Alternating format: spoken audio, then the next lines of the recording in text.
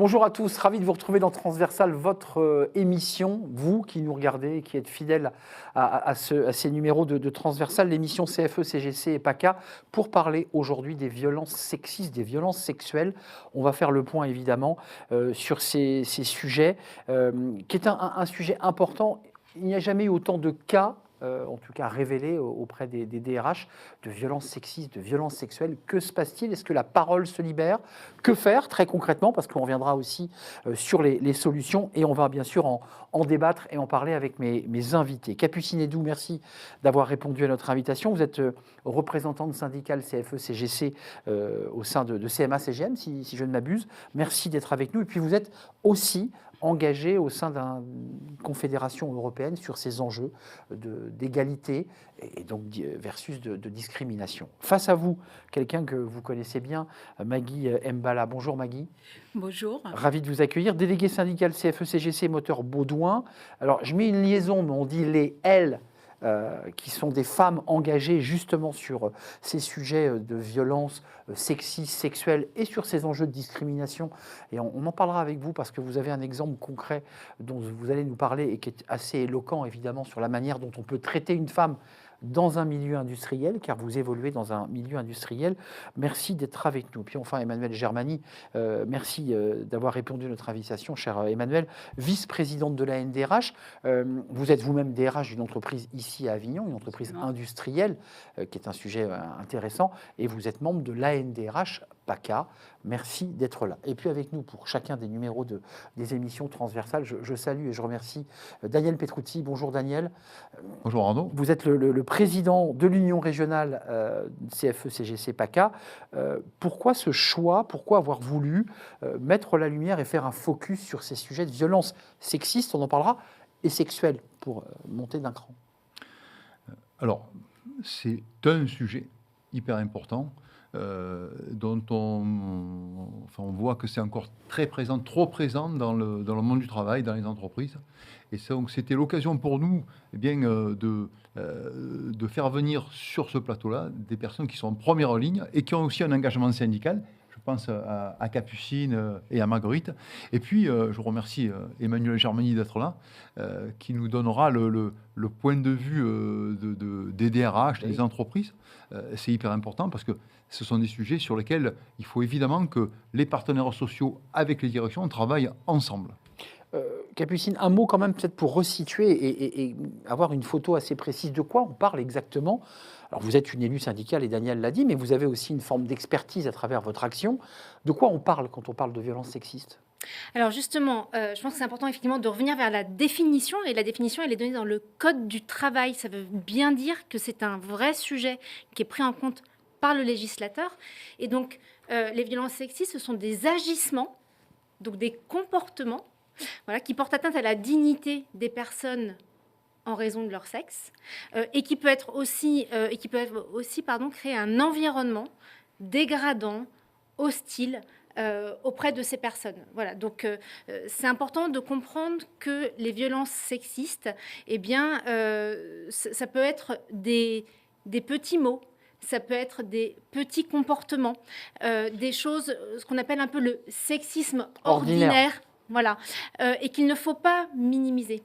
Que vous avez subi, par exemple, vous, en tant que femme, et je mets de côté vos actions syndicales, en tant que femme dans une entreprise, une grande entreprise, est-ce qu'à des moments de votre journée, de votre mois et de votre vie professionnelle, vous vous êtes dit, ça c'est insupportable? Mais bien sûr. Et en réalité, tout au long moi, de ma vie professionnelle qui commence déjà à dater, on le voit dans nos progressions professionnelles, on le voit dans des actions quotidiennes. Et puis évidemment, en tant qu'élu et syndicaliste, eh bien, il y a tout un tas de femmes qui viennent nous voir aussi pour pointer des choses qui leur sont, qu'elles subissent dans le monde professionnel. Et alors, c'est insupportable parce que c'est constant. Et c'est aussi insupportable parce que du coup, ça assigne les femmes à certains endroits de l'entreprise, ça minimise leurs compétences et aussi, ça a aussi un impact sur leurs évolutions professionnelles et leurs évolutions de carrière. J'y reviendrai, mais je crois que là-dessus, c'est la question de l'égalité, vraiment, qui est dans le fond de manière sous-jacente, du sujet. C'est la question de l'égalité. Voilà. Et il y a d'ailleurs une directive européenne De transparence salariale. de transparence salariale qui Absolument. arrive l'année prochaine et qui sera un élément extrêmement important parce qu'il va transformer en profondeur Absolument. les rapports dans les entreprises par rapport à l'égalité justement entre les femmes et les hommes Ouais. vis-à-vis du salaire. Mais cette transparence, Ça, ça va être un bel outil pour nous. on va en parler avec Emmanuelle Germany. C'est juin 2026 et c'est déjà un casse-tête pour beaucoup de très grandes entreprises qui commencent à travailler sur la data, puisque l'égalité pose la question des salaires, de faire le point. Bien comparé. Mais revenons quand même à ce sexisme ordinaire qu'on évoquait, parfois banalisé par des cadres, par des salariés qui ne se rendent pas forcément compte que ce qu'ils viennent de dire impacte, touche. Maggie, il y a quand même un sujet en préparant l'émission que vous nous avez évoqué, puisqu'on a préparé cette émission ensemble, et qui nous a tous, ici autour de la table, interpellés, parce que vous évoquiez cette femme dans un milieu industriel d'hommes. La Oui. mécanique, c'est principalement des hommes. Et il y avait cette jeune femme mécanicienne, pleine de talent, pleine d'envie, et qui a été rabrouée, humiliée. Racontez-nous l'anecdote. Oui, effectivement. Bon, actuellement, délégué national au sein de la Fédération de la métallurgie et délégué syndical au sein des moteurs Baudouin Cassis. Donc, j'ai longtemps occupé le mandat de référente harcèlement et propos sexistes au travail, agissement sexiste au travail. Donc, avant de venir sur ce point, je tiens d'abord quand même à surligner le fait que ces agissements-là, ce n'est pas que les femmes qui subissent les agissements sexistes au travail. Il peut aussi en avoir quelques hommes qui en subissent. Et ce n'est pas que les hommes qui sont des bourreaux. Il peut aussi en avoir des femmes bourreaux, si vous voulez. Intéressant si ce vous que vous permettez. dites, c'est pour permettre aussi Et de oui, se oui. dire, il faut qu'on se parle, Oui, quoi. il faut qu'on se parle, Ouais. parce que c'est ensemble que nous allons tous arriver à quelque chose et construire. Donc, mais aujourd'hui, bien évidemment, on met l'accent sur les violences sexistes et agissements, sur les violences sexistes et agissements faits aux femmes. Donc, parce que ce sont les plus courants. Donc, justement, pendant l'exercice de mon mandat donc de référente harcèlement, j'ai eu à accompagner une jeune femme dans une entreprise qui a justement été une jeune femme ingénieur mécanique, c'est-à-dire avec un bon poste, qui a fait ses études parce qu'elle aimait ce travail et qui malheureusement est tombée dans les bras d'une personne, Façon de parler, ouais. d'un chef de service qui était très sexiste. Et l'a humiliée. Et qui, d'entrée, lui a fait comprendre que la femme n'avait pas la place dans ce monde d'hommes-là, si je peux le dire comme ça, et qui, par la suite, non seulement il lui faisait comprendre ça, mais boycottait complètement le travail de la jeune femme, qui faisait un travail formidable. Et même pour aller plus loin, elle l'a humiliée. C'est-à-dire quand elle prenait la parole ou elle faisait une présentation des services, il n'hésitait pas, ce monsieur, de dire devant tout le monde que si son travail était aussi bien présenté, aussi bien fait, c'est parce que c'est un homme qui était derrière. Oh, c'est terrible. Alors, excusez-moi, d'un point de vue, et on va basculer, parce que c'est intéressant d'entendre l'enjeu juridique. Chaque femme, quand vous parlez avec elle dans une relation amicale, peut vous raconter des anecdotes de Oui. ce niveau. Celui-ci est très grave. mhm. Qu'est-ce qui est devenu ce dossier? Parce qu'il vous est arrivé, vous étiez la référente. Qu'est-ce qu'on fait de ça?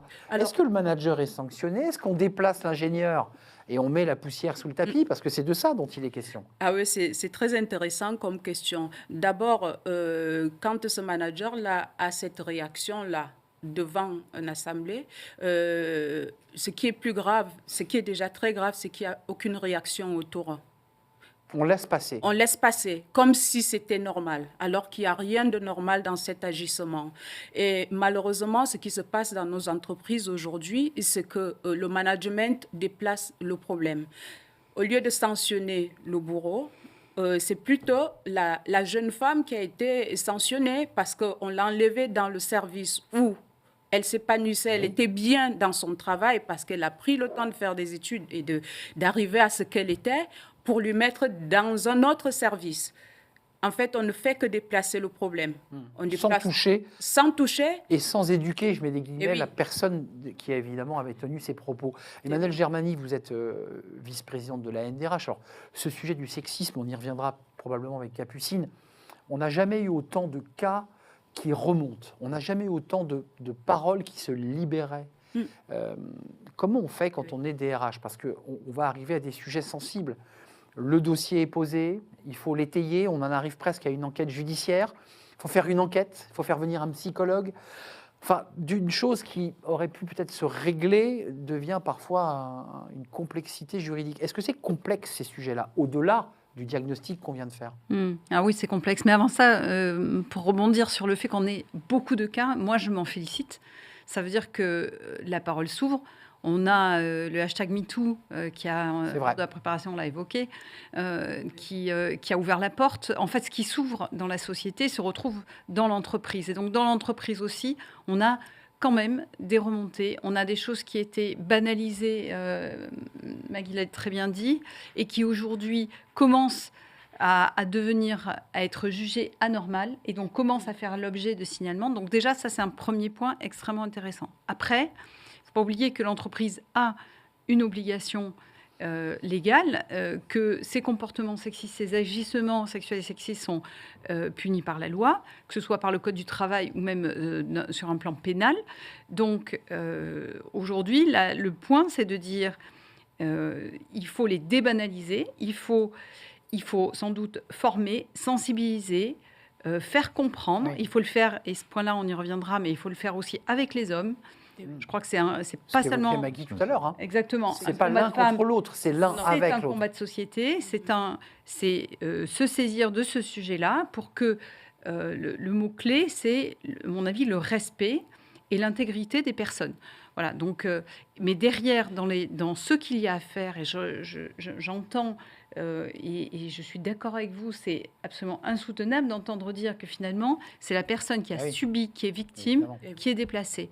Et on sait que, et parfois, parce que aussi les managers, le management, les DRH ne savent pas comment faire autrement. Mais la première des choses, c'est d'assumer, et il faut que la culture de l'entreprise le permette, mais d'assumer que les comportements qui ne sont pas acceptables ne doivent pas être acceptés. Absolument. Et ça, effectivement, ça fait l'objet d'enquêtes, etc., avec de la lourdeur, certes, administrative, Ouais, ouais. mais il faut en passer par là. Mais je le redis parce que ça peut parfois être aussi une chape de plomb, parce qu'on se dit qu'il faut lancer une enquête, parce que c'est lourd, parce que parfois les élus eux-mêmes font l'enquête, et que tout ça enclenche beaucoup de choses très lourdes et qu'on préfère, pour le dire un peu abruptement, mettre la poussière sur le tapis et passer à autre chose d'un point de vue légal.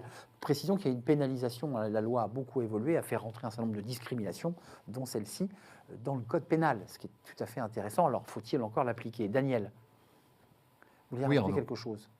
Non, je vous écoutais. Capucine, vous écoutez avec beaucoup d'intérêt. Capucine, vous êtes venu, alors vous n'êtes pas venu les mains vides parce que vous vouliez aussi nous éclairer sur cette fameuse pyramide qui n'est pas un jeu télévisé mais qui est une étude extrêmement sérieuse sur la pyramide des violences sexuelles. D'abord, ce document, quelle est sa source?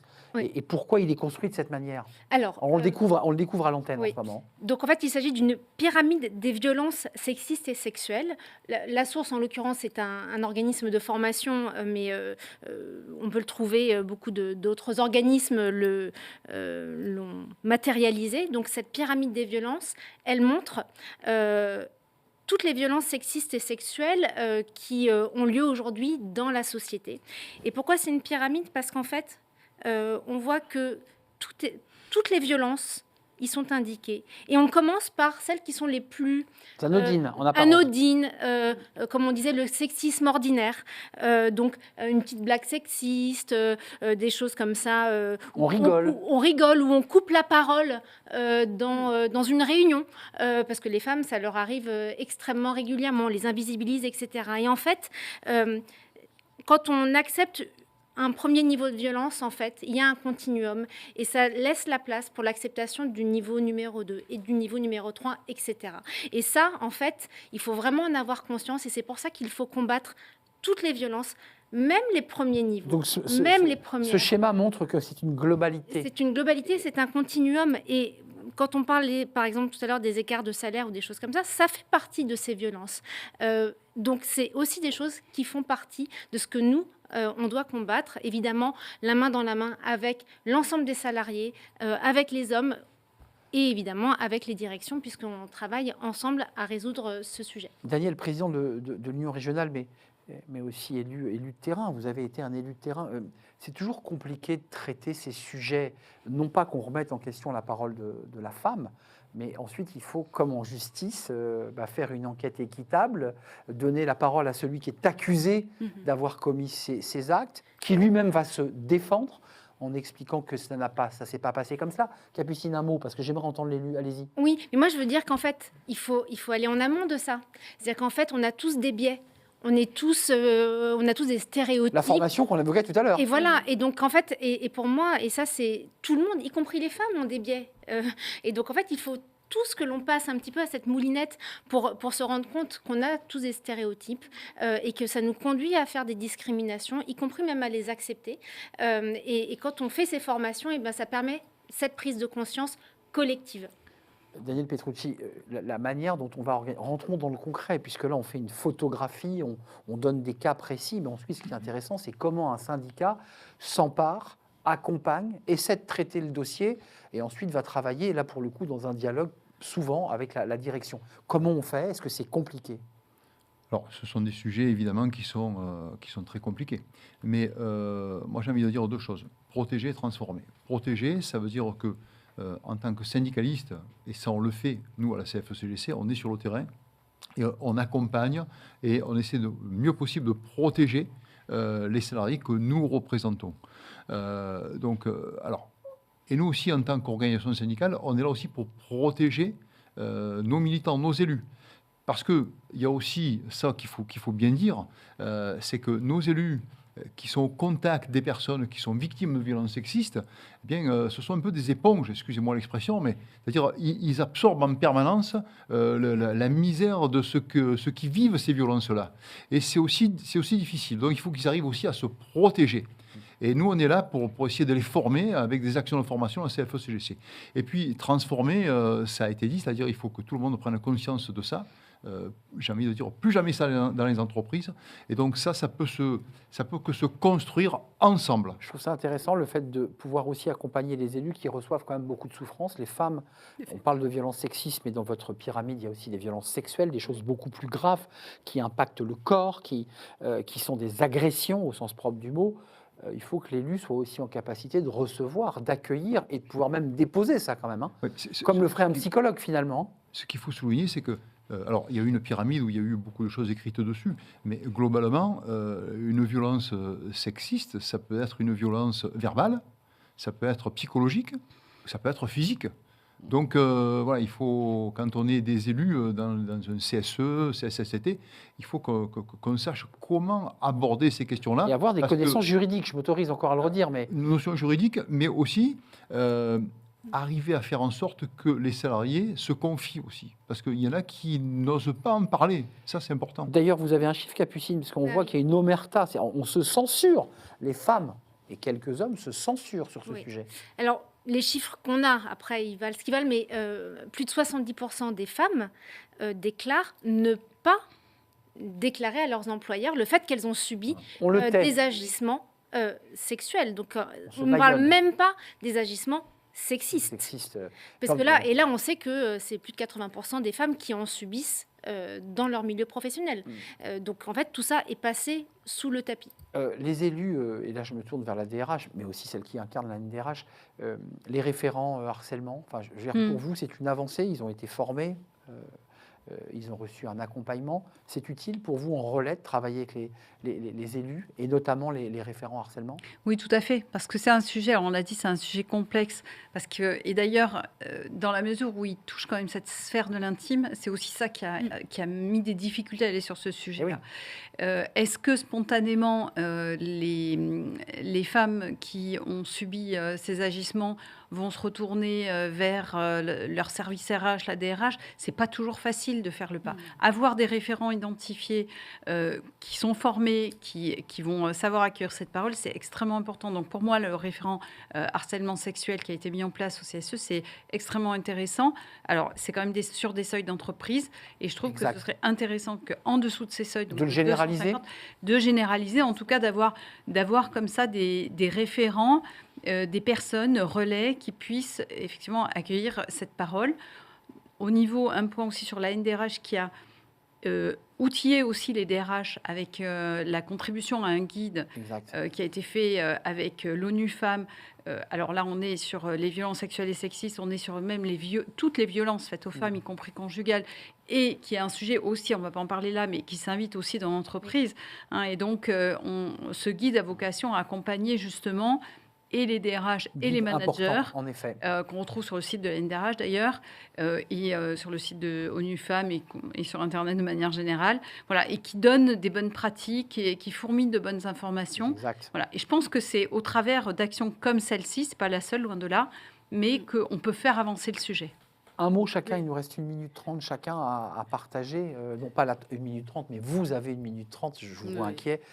Un mot de conclusion pour se projeter. La suite pour vous, c'est quoi? C'est de la formation des élus, parce qu'il faut quand même les armer. C'est permettre la libération de la parole en toute liberté. Maggie, ça serait quoi pour vous? Alors, moi, je dirais, il y a plusieurs façons de voir les choses, mais le plus essentiel aujourd'hui, pour moi, serait de former et de sensibiliser, que ce soit les élus ou les collaborateurs en entreprise. Pourquoi? Pour agir justement sur les causes profondes et éviter l'engrenage de cette problématique qui perdure aujourd'hui dans les entreprises. Comme on le sait très bien, nos entreprises aujourd'hui regroupent justement des salariés issus de la diversité. Et dans la diversité, on dit plusieurs nationalités. Moi, si je prends le cas de chez moi, les moteurs Baudouin à Cassis, nous avons 25 nationalités sur site. Wow. Donc, chacun arrive avec sa culture et sa façon de voir les choses. Ce qui est des malentendus peuvent se créer. Ce qui est un geste ou une dire qui doit être anodin pour l'un ne l'est pas forcément pour l'autre. Et cela cause en fait l'incompréhension chez l'émetteur tout comme chez la réceptrice. Donc, il est très important de former et la CFE-CGC sensibilise aussi sur le fait qu'il faut sanctionner. Enjeu de culture aussi, vous ouvrez un autre sujet, parce qu'en fait, c'est des corollaires, ce sujet, qui ouvre. Il y a un enjeu de culture aussi, et de connaissance de nos cultures, et des cultures d'une entreprise. Je ne parle pas de la culture de l'entreprise. Justement, pour finir, il faut sanctionner, mais sanctionner la bonne personne, c'est-à-dire le bourreau, et non la victime. Et on tire justement l'alarme aux managers, aux responsables d'entreprise, d'éviter de cacher le problème ou de le mettre sous le tapis. Capucine, votre projection, parce que on réentend quand même à travers ce que dit Maggie une forme de colère en disant mais il faut qu'il y ait une forme de justice rendue lorsqu'une femme subit des choses, que ce soit du sexisme ou des choses beaucoup plus graves. Oui, alors moi je reviendrai effectivement sur la question de la formation à 360 degrés. Hommes et femmes. Hommes et femmes, pour les syndicalistes. Il faut que nous formions aussi, pour les managers, pour les salariés dans leur ensemble. Formation à 360 degrés. Le code de bonne conduite, si je peux me permettre. Quoi. Et ensuite, et après, il faut aussi que les entreprises, évidemment, prennent ce sujet à bras-le-corps. Il y en a qui le font, évidemment. Peut-être que ce n'est pas le cas non plus partout. Donc, il faut donner aussi les moyens à ceux qui sont justement les référents harcèlement, etc. Il faut leur donner les moyens, les mettre en visibilité aussi, parce que parfois, justement, les femmes ne savent pas où s'adresser. C'est vrai. Voilà, donc il faut que l'information, elle passe, et ça, c'est aussi extrêmement important. Elles peuvent avoir une oreille, mais il faut que l'oreille soit aussi attentive et capable de recevoir ce type de choses douloureuses. Un dernier mot. Et peut-être dernière chose, c'est que nous, on est aussi une organisation syndicale, et donc on porte aussi des propositions justement législatives, etc. On a parlé des violences conjugales qui ont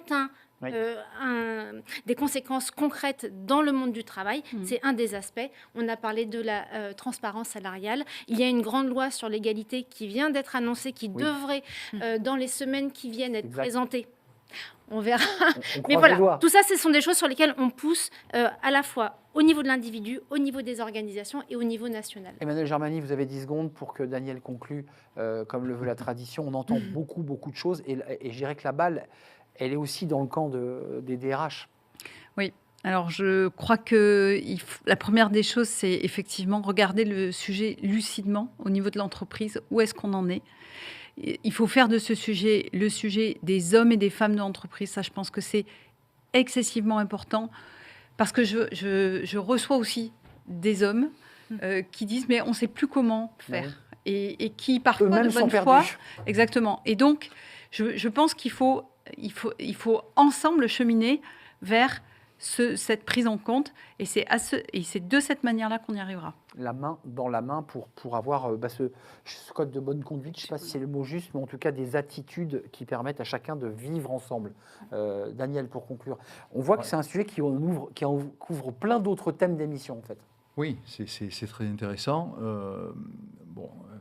Tout a été dit. Je vous remercie déjà pour votre présence à toutes les trois. Et pour conclure, je dirais que il faut briser l'omerta parce qu'on ne peut pas défendre, on ne peut pas protéger les victimes en fermant les yeux. Merci, ça sera le mot de la fin parce que c'est important de briser l'omerta, de libérer la parole et que cette parole soit accueillie dans les meilleures conditions. Merci à vous, cher Emmanuel Germani, vice-président de la NDRH. Vous êtes vous-même membre de la NDRH PACA, donc vous êtes ici installé à Avignon. Merci à Maggie Mbala, déléguée syndicale CFE-CGC, moteur Bondois et référente harcèlement au sein de votre entreprise engagée. J'ai oublié quelque chose ? Non, j'allais dire, j'ai laissé le poste de référente à une autre parce que je suis déléguée nationale à la Fédération de la métallurgie. Mais bien sûr, et déléguée nationale, mais où ai-je la tête, chère Maggie ? Déléguée nationale, évidemment, Capucine Edou, merci, représentante syndicale CFE-CGC, et on vous voit très engagée sur tous ces sujets, sur le plan européen d'ailleurs, sur ces sujets d'égalité et de discrimination. Puis merci à Daniel Petrucci pour cette émission formidable qui s'appelle Transversal. Faites-nous partager votre point de vue, peut-être vos témoignages aussi sur ce que vous venez d'entendre, peut-être vos propositions aussi. Merci à vous, merci de votre fidélité et je vous dis à très très bientôt pour de nouvelles aventures et surtout un nouveau numéro de Transversal.